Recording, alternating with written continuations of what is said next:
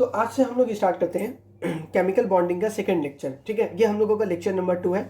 आज हम लोग इसमें पढ़ेंगे कोवेलेंट बॉन्ड। ठीक है, लास्ट लेक्चर में हम लोगों ने पढ़ा था कि आयोनिक बॉन्ड क्या होता है, लुईस डॉट स्ट्रक्चर्स क्या आ जाएगा, लुईस डॉट सिंबल क्या होता है। ठीक है, तो आयोनिक बॉन्ड के बारे में, हेबर बॉन्ड हेबर साइकिल क्या, तो इन सब के बारे में हम लोगों ने पढ़ा था। आज हम लोग पढ़ेंगे कि हम लोगों का कोवेलेंट बॉन्ड क्या होता है। ठीक है, चलिए क्या कह रहे हैं इसमें कि a chemical bond form between two atoms by mutual sharing. ठीक है, ध्यान में रखना, यहाँ पे क्या कह रहा है कि यहाँ पे जो दो एटम्स के बीच में बनता है वो by mutually sharing of electrons between them so as to complete their octet is known as covalent bond. ठीक है, देखो हम लोग कोवेलेंट बॉन्ड क्या कहते हैं एक सॉरी, एक तरह का केमिकल बॉन्ड होता है जो कि दो एटम्स के बीच में बनेगा। दोनों क्या करता है, अपना इलेक्ट्रॉन को म्यूचुअली शेयरिंग करेगा।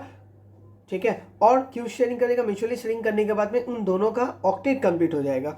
इस तरह से उन दोनों के बीच में एक बॉन्ड बनता है, उसी बॉन्ड को हम लोग कोवेलेंट बॉन्ड कहते हैं। फिर देखो एक टर्म आता है यहाँ पे covalency. So and number of electrons contributed by each atom. ठीक है, सो हर एक एटम जितना इलेक्ट्रॉन्स को कंट्रीब्यूट करता है वो उस एटम का उसका कोवैलेंसी आ जाएगा। सो सोचो अगर कोई एटम से ए ठीक है, जैसे मेरे पास कोई एटम से ए और ये बी के साथ बॉन्डिंग बनाता है, तो अगर ये एक इलेक्ट्रॉन को कंट्रीब्यूट कर रहा है बॉन्ड बनाने में, तो इसका जो कोवैलेंसी आ जाएगा वो कितना हो जाएगा, 1 आ जाएगा। ठीक है, जैसे आप यहाँ पे देखो, यहाँ पे हम लोगों को एग्जांपल आता है, जैसे यहाँ पे क्लोरीन है, ये क्लोरीन है। ठीक है, हम लोग जानते हैं कि लुईस डॉट स्ट्रक्चर ये लिखा है। अगर आपको लुईस डॉट स्ट्रक्चर नहीं पता कि ये स्ट्रक्चर मैंने किस तरह से लिखा हो, तो आप जाके ऊपर देखना, आपको शो करता होगा लिंक, उस लिंक में जाके आप क्लिक करना, आप लुईस डॉट स्ट्रक्चर वाला वीडियो देख लेना। देखो तो ये हम लोगों का लुईस डॉट स्ट्रक्चर आ गया, यहाँ पे हम लोग बनाएंगे। तो देखो ये क्या होता है, इसका ये इलेक्ट्रॉन और ये इलेक्ट्रॉन दोनों में क्या करता है, दोनों म्यूचुअली शेयरिंग करता है। यहाँ पे इन दोनों के बीच में म्यूचुअली शेयरिंग हो गया। अब ये जो होगा ये इस वाले का भी हिस्सा है और ये इस वाले का भी हिस्सा है। सो जिसकी वजह से क्या हो रहा है, उन दोनों के बीच में एक दोनों का ऑक्टेट कंप्लीट हो जा रहा है और एक बॉन्ड डेवलप हो रहा है। देखो इस तरह से एक बॉन्ड डेवलप हो जाता है। जैसे यहाँ पे देखो एक लोन पेयर, जैसे 2 इलेक्ट्रॉन है ना, यहाँ पे 2 4 6 8, तो इस क्लोरीन का ऑक्टेट कंप्लीट। उसी तरह से 2 4 6 एंड दिस वन इज 8, तो दैट मीन्स दोनों का ऑक्टेट कंप्लीट हो गया। ठीक है, अब देखो यहाँ पे क्या कह रहा है, इस बॉन्ड को फॉर्मेशन करने के लिए ये क्लोरीन कितना इलेक्ट्रॉन को डोनेट कर रहा है, 1, और ये भी बॉन्ड फॉर्मेशन करने के लिए जस्ट 1 इलेक्ट्रॉन को डोनेट कर रहा है। दैट मीन्स इस क्लोरीन एटम का जो कोवैलेंसी आएगा वो 1, ये भी क्लोरीन एटम का कोवैलेंसी कितना हो जाएगा, आपको जाके 1 आ जाएंगे। ठीक है, उसके बाद कहता है कि in covalent bonding the share pair of electrons present between the atoms are called bond pairs. ठीक है, while unshared electrons are non-bonding और non bonding electron pairs are known as lone pair. जैसे आप यहाँ पे देखना, जैसे ये जो हम लोगों का बना हुआ है, ये जो बॉन्ड जो दिख रहा है आपको, ठीक है, यहाँ पे क्या हो रहा है, 2 इलेक्ट्रॉन का कॉन्ट्रीब्यूशन से ये बॉन्ड फॉर्मेशन हुआ है, तो इसे हम लोग क्या कह देंगे, बॉन्ड पेयर। ठीक है, ये मेरा बॉन्ड पेयर हो गया। और एक बॉन्ड पेयर में, ये यहाँ पे मेरे पास 1 बॉन्ड पेयर है, 1 बॉन्ड पेयर में मेरे पास 2 इलेक्ट्रॉन है, तो यानी कि एक बॉन्ड पेयर में 2 इलेक्ट्रॉन्स होते हैं। उसी तरह से आप यहाँ पे देखना, यहाँ पे वो इलेक्ट्रॉन्स जो बॉन्ड फॉर्मेशन करने में पार्टिसिपेट नहीं करता। जैसे यहाँ पे देखो ये लोन पेयर, ये सारे लोन पेयर है, ये सारे क्या कर रहे हैं कि बॉन्डिंग में पार्टिसिपेट नहीं कर रहा है, तो हम लोग इसे क्या कह देंगे, लोन पेयर। जैसे आप इस क्लोरीन एटम में देखना, एक लोन पेयर, यहाँ पे एक अनदर लोन पेयर, यहाँ पे एक और lone pair, so total lone pair कितना आ गया, यहाँ पे 3। उसी तरह से यहाँ पे देखना, एक लोन पेयर, 2 लोन पेयर और 3 लोन पेयर। ठीक है, तो यहाँ पे 3 लोन पेयर, यहाँ पे 3 लोन पेयर, और ये मेरा दोनों मिलके बॉन्डिंग बना ले रहा है। इस वजह से हम लोग इसे क्या कह देंगे, हम लोग इसे कह देंगे बॉन्ड पेयर। तो अब देखना, एक लोन पेयर में मेरे पास कितना इलेक्ट्रॉन होता है, 2 इलेक्ट्रॉन्स। ठीक है, तो अगर आपसे पूछ लेगा ये क्लोरीन मॉलिक्यूल है Cl2 में, तो बताओ इसके पास बॉन्ड पेयर कितना हो गया, बॉन्ड पेयर 1 आ जाएगा। उसी तरह से आपसे पूछेगा लोन पेयर कितना आएगा, सो लोन पेयर आपके पास देखो 1 2 3 4 5 6, क्या पे लोन पेयर 6 आ जाएगा। फिर आपसे क्या कहेगा कि बॉन्ड पेयर इलेक्ट्रॉन कितना है, सो बॉन्ड पेयर देखो, एक बॉन्ड पेयर में 2 इलेक्ट्रॉन आएगा, तो एक बॉन्ड पेयर ही है, तो यहाँ पे 2 इलेक्ट्रॉन आ जाएगा। और फिर आपसे पूछता है कि बताओ लोन पेयर इलेक्ट्रॉन कितना है, तो अगर आप लोन पेयर इलेक्ट्रॉन देखोगे तो यहाँ पे 3 लोन पेयर है, एक में 2 होता है, दैट मीन्स 6 मेरा लोन पेयर और एक में 2 आ जाएगा, that means 12 lone pair electron total मेरे कितना आ जाएगा, 12 हो जाएंगे। ठीक है, तो ये था हम लोगों का कोवेलेंट बॉन्ड के बारे में कुछ पॉइंट, इसे राइट डाउन कर लेना। अब हम लोग पढ़ते हैं कि टाइप्स ऑफ कोवेलेंट बॉन्ड, ठीक है, यानी कि कोवेलेंट बॉन्ड का टाइप्स किस तरह के होते हैं। हम लोग ये जो टाइप पढ़ रहे हैं ना यहाँ पे कि types of covalent bond on the basis of the polarity के बेस पर, ठीक है। हम लोग यहाँ पे पढ़ रहे हैं types of covalent bond on the basis of polarity, यानी कि पोलर नॉन पोलर। वैसे टाइप्स तो बहुत होते हैं, जैसे कोऑर्डिनेट बॉन्ड, एटी बॉन्ड, ये सब भी आपका कि कोवेलेंट बॉन्ड का टाइप भी होता है। तो हम लोग यहाँ पे जस्ट पोलैरिटी के बेस पर हम लोग इसको डिफरेंट किए। एक होता है मेरे पास नॉन पोलर कोवेलेंट बॉन्ड, एक आ जाएगा मेरे पास पोलर कोवेलेंट बॉन्ड, ठीक है। देखो नॉन पोलर कोवेलेंट बॉन्ड क्या होता है। If the covalent bond is form between two is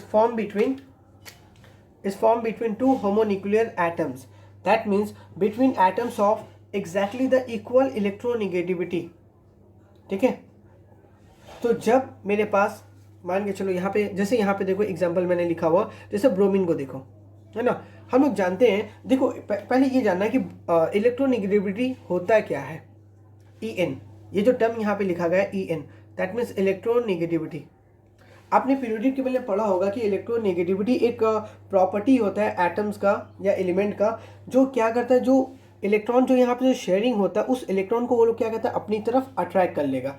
जिसके पास में जितना ज़्यादा जो एटम जितना ज़्यादा इलेक्ट्रोनेगेटिव होता है, इलेक्ट्रॉन उसकी तरफ में शिफ्टिंग करता है। अब यहाँ पे देखो ये भी ब्रोमीन है, ये भी ब्रोमीन है, और हम लोग जानते हैं कि पीरियोडिक टेबल में टॉप टू बॉटम, अगर हम लोग टॉप टू बॉटम आते हैं, जैसे ग्रुप 17 है, ठीक है।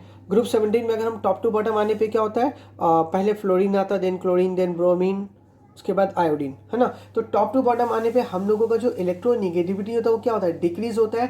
दैट मीन्स फ्लोरीन सबसे ज़्यादा electronegative, then chlorine, then bromine, then iodine, ठीक है। अब क्योंकि यहाँ पे क्या दोनों मेरे पास सेम ही, दोनों का इलेक्ट्रोनेगेटिविटी वैल्यू सेम आ जाएगा, इस वजह से दोनों कैसा शो करेगा, नॉन पोलर बॉन्ड।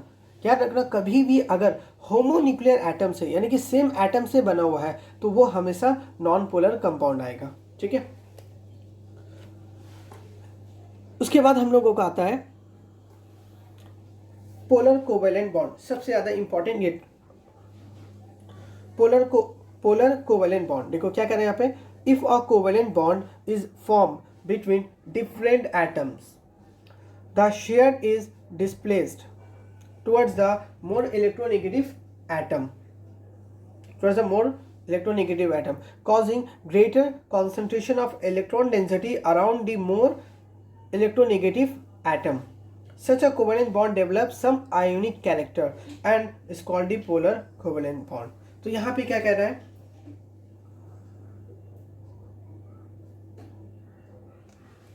यहाँ पे कह रहा है कि if a covalent bond is form, ठीक है। यहाँ पे कह रहा है जैसे कि मान के चलो मेरे पास में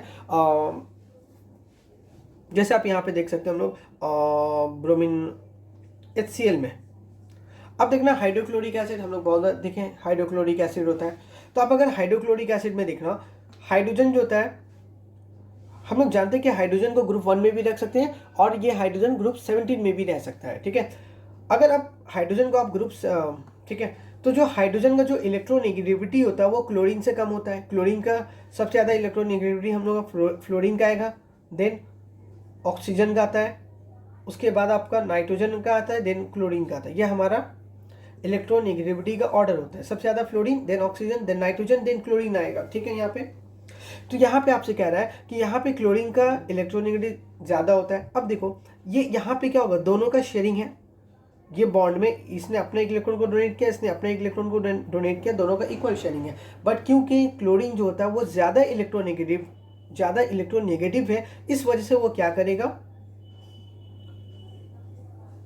इस वाले इलेक्ट्रॉन के वो अपनी तरफ अट्रैक्ट कर लेगा, ठीक है। जिसकी वजह से इसके ऊपर डेल्टा नेगेटिव चार्ज, इसके ऊपर डेल्टा पॉजिटिव चार्ज। देखो ये जो डेल्टा नेगेटिव और डेल्टा पॉजिटिव होता है ये एक्चुअली पार्शियली चार्ज है। जैसे कि हम लोगों ने पढ़ा था आयोनिक कंपाउंड में, तो आयोनिक कंपाउंड में क्या होता है, सोडियम क्लोराइड के केस में ये कंपाउंड था, यहाँ पे इस तरह से फॉर्मेशन होता है Na पॉजिटिव Cl नेगेटिव में।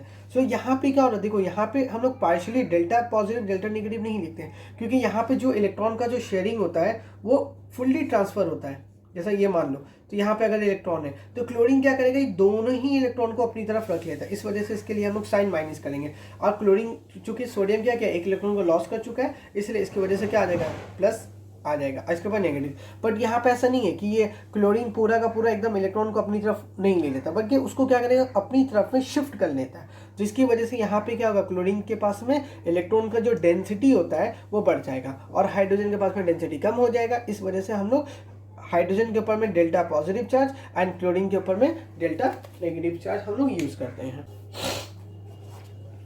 तो अब हम लोग का नेक्स्ट टॉपिक है प्रॉपर्टीज ऑफ कोवेलेंट कंपाउंड। ठीक है, लास्ट लेक्चर में हम लोगों ने पढ़ा था कि प्रॉपर्टीज ऑफ आयोनिक कंपाउंड का क्या क्या प्रॉपर्टी होता है, उसी तरह से अब हम लोगों को यहाँ पे पढ़ना है कि कोवेलेंट कंपाउंड का क्या क्या प्रॉपर्टीज होते हैं। देखो पहला first point, in generally covalent compound exist in the liquid और gases state at room temperature. ठीक है, तो याद रखना ये जो रूम टेम्परेचर पे जितने भी आपको कोवेलेंट कंपाउंड्स मिलेंगे वो सारे के सारे गैस फॉर्म में होता है। जैसे आप देखो क्लोरीन रूम टेम्परेचर में गैस फॉर्म में होता है, उसी तरह से हाइड्रोजन भी मेरे पास कोवेलेंट कंपाउंड एक गैस फॉर्म में आ जाएगा। अगर आप ब्रोमीन को देखना, फ्लोरीन ब्रोमीन, तो ब्रोमीन जनरली आपको लिक्विड स्टेट में मिल जाएगा, है ना, ब्रोमीन आपको लिक्विड स्टेट में मिल जाता है। तो इस तरह फ्लोरीन गैस ये भी हम लोगों का रूम टेम्परेचर में गैस फॉर्म में होता है। ऑक्सीजन O2 हो गया, नाइट्रो N2 हो गया, ये सारे के सारे क्या होता है, एग्जांपल होता है कि हम लोगों का रूम टेम्परेचर में गैस के फॉर्म में एग्जिस्ट करता है। तो क्या इसका रीज़न क्या था, due to magnitude of intermolecular forces. ठीक है, ये गैस फॉर्म में इसलिए एग्जिस्टेंस करता है क्योंकि इन दोनों के बीच में जो फोर्स ऑफ दो मॉलिक्यूल के बीच में जो फोर्स ऑफ अट्रैक्शन होता है वो काफ़ी वीक होता है। इस वजह से ये लोग क्या होता है, या तो गैस के फॉर्म में या फिर लिक्विड के फॉर्म में एग्जिस्टेंस करता है। उसके बाद covalent compounds have low MP and BP। ठीक है, यानी कि जो कोवेलेंट कंपाउंड्स आएगा उसका मेल्टिंग पॉइंट एंड जो बॉइलिंग पॉइंट होता है वो काफ़ी लो होता है, और जबकि आयोनिक कंपाउंड में क्या था कि उसका मेल्टिंग पॉइंट बॉइलिंग पॉइंट ज़्यादा था। और वहाँ पे हम लोगों ने पढ़ा था कि कोवेलेंट कंपाउंड किस फॉर्म में एग्जिस्टेंस करता है, जनरली रूम टेम्परेचर पे, सॉलिड स्टेट पे। Covalent compounds are generally poor conductor of electricity. ठीक है, as they do not contain any free electrons और ions to conduct the electricity. देखो हम लोग जानते हैं कि हीट या फिर करंट को फ्लो होने के लिए हमें क्या चाहिए, फ्री इलेक्ट्रॉन चाहिए, क्योंकि ये फ्री इलेक्ट्रॉन ही रिस्पॉन्सिबल होता है हीट या करंट को फ्लो करने के लिए, है ना। हीट एंड करंट को फ्लो कौन करवाता है, हीट एंड करंट जो फ्लो होता है वो due to the free electron की वजह से। लेकिन यहाँ पे ऐसा क्या होता है कि कोवेलेंट कंपाउंड में कोई फ्री इलेक्ट्रॉन होता ही नहीं है। जैसे आप यहाँ पे देखो क्लोरीन के केस में एक एग्जांपल दे रहा हूँ, जैसे आप क्लोरीन में देखना, क्लोरीन में क्या होता है, ये बॉन्ड बन गया, ये बॉन्ड बन गया, lone pair lone pair lone pair lone pair, ये भी लोन पेयर। यहाँ देखो यहाँ कोई भी इलेक्ट्रॉन फ्री नहीं है, ये लोन पेयर के फॉर्म में है, ये भी लोन पेयर के फॉर्म में। यहाँ पे जो दो इलेक्ट्रॉन है वो बॉन्ड पेयर के फॉर्म में, एक भी इलेक्ट्रॉन मेरे पास फ्री नहीं है। तो इसलिए ये लोग क्या करता है, करंट को या हीट को कंडक्ट नहीं करवाता। हाँ, अगर मान लो अगर इसके पास में ऐसा होता, जैसे ये लोन पेयर के फॉर्म में, ये लोन पेयर के फॉर्म, अगर इस फॉर्मेट में होता तब ये जो फ्री इलेक्ट्रॉन है ये क्या करता, हीट और करंट को कैरी करता। लेकिन यहाँ पे ऐसा कुछ भी नहीं है, इस वजह से ये क्या करता है, करंट को कैरी ही नहीं करता है या हीट को कंडक्ट नहीं करवाता है। उसके बाद they are soluble in non polar solvent, क्योंकि हम लोग जानते हैं कि जो कोवेलेंट कंपाउंड, देखो कोवेलेंट कंपाउंड जो भी आपका नॉन पोलर होगा, अभी हम लोगों ने इससे पहले वाले टॉपिक में पढ़ा है कि polar non polar compound, polar and non polar bonds. तो जो नॉन पोलर बॉन्ड होगा यानी कि वो नॉन पोलर कंपाउंड ही होगा। तो वही कह रहा है कि they are soluble in non polar solvent. ठीक है, जो आपका नॉन पोलर सॉल्वेंट होता है ये उसमें क्या होगा, ये डिसॉल्व कर जाता है, जैसे कि HCl4, carbon tetrachloride and benzene. तो ये कार्बन टेट्राक्लोराइड एंड बेंजीन में डिसॉल्व करता है, but usually in soluble in water, but water में जनरली या यूजुअली डिसॉल्व नहीं होता। ठीक है, ये हमारा प्रॉपर्टीज हो गया कोवेलेंट कंपाउंड।